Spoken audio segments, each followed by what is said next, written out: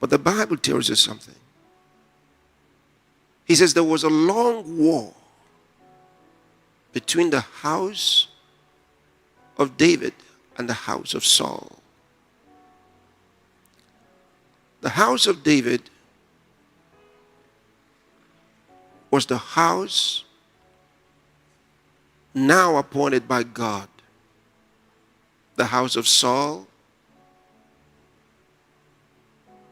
had become the house of the flesh, the house of sin and selfish ambitions. The Bible says there was a long war. But then it says,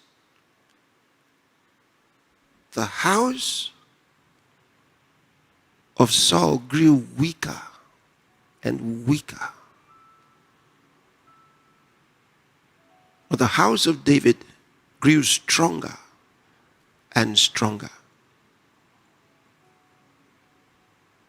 The house of Saul represents the house of the flesh, head and shoulders government. Even though they were chosen by God, they're not listening to God.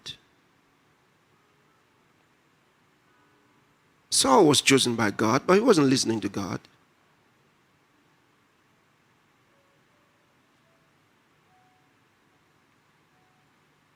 The older he got, the less he listened to God. Towards the ending part of his life, he would even go to the witch of Endor.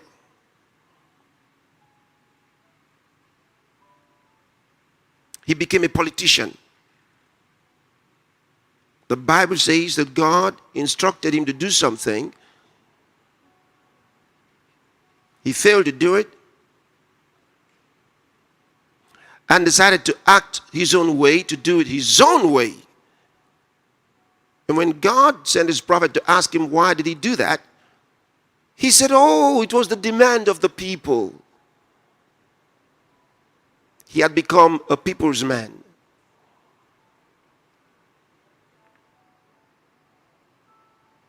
He was more concerned about what the people thought than what God thought.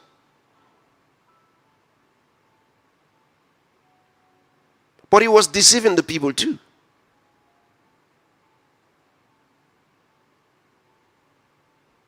It's not changed. It's not changed. Sometimes people are chosen by God in the process of time. They don't listen to God.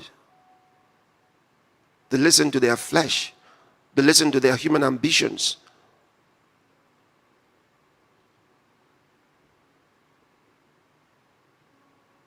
They measure the polls.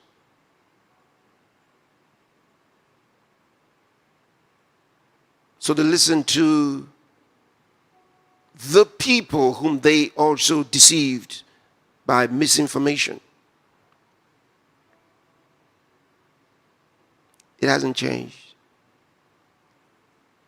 Same story today.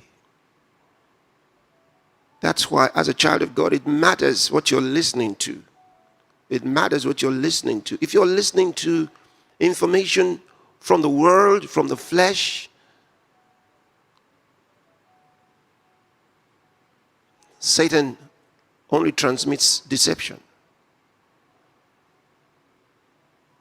Use the wisdom of God. Be discerning. As a child of God, be discerning. Be discerning.